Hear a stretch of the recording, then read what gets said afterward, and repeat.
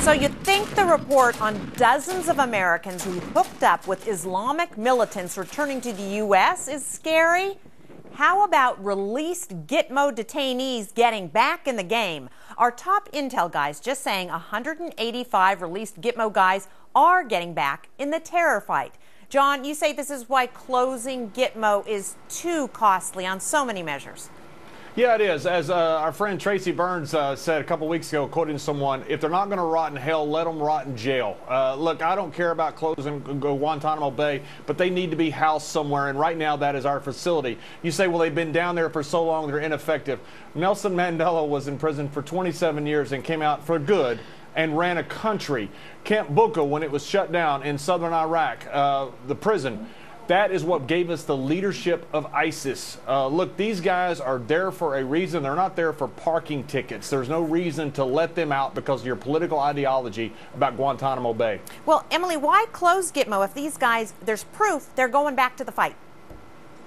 Well, the biggest reason to close it is that it actually does us more harm than good. There are currently 129 detainees in GITMO, but the number of people across the world that are being recruited by the fact that we keep this open is so many more than that. It is so costly. What? Okay, I don't really understand. Absolutely, they talk about the fact that we have this and we hold them. If we have them and we have the proof, we should bring them onto American soil and charge them. Right now, they're sitting in. They are not U.S. 9/11.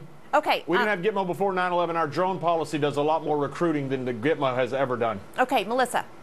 I think we have to decide what we're doing here. I mean, on the very same day that we're flying sorties over the caliphate and trying to kill ISIS members, we're releasing other ones on the other side of the planet. Like, let's decide. We're either going after these people and trying to kill them, or we're releasing them to go back to the battlefield. How can we be doing both things? Pick a side, pick a policy, and stick to it.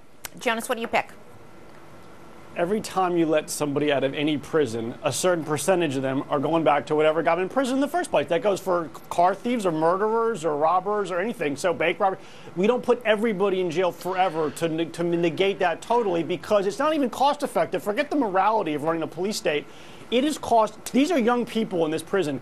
To keep them there for life, if they're all such lifers, that is $50 million a head for a life. Are they going to each do $50 million in damage? That seems like an unlikely situation that can be mitigated by watching them or putting those ankle bracelets on them like they had on the drunk out in California. Like, there's got to be a way to mitigate, to lower that damage so that they can do to society, because $50 million per person per life is going to bankrupt us if we keep throwing them in prison like Gary that. B., we're talking about dollars and cents here. These are not criminals. They are terrorists, and they're going back to try to kill us.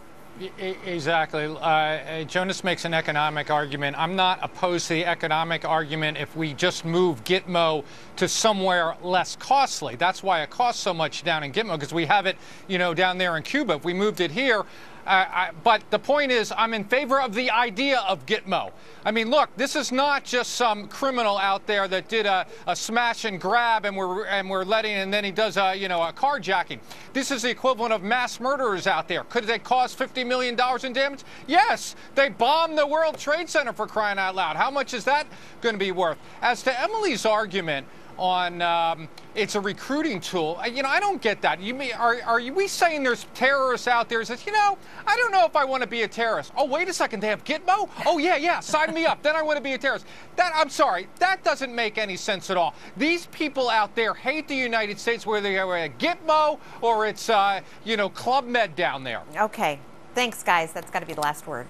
Cashing in just over an hour from now. Eric, what do you guys have coming up?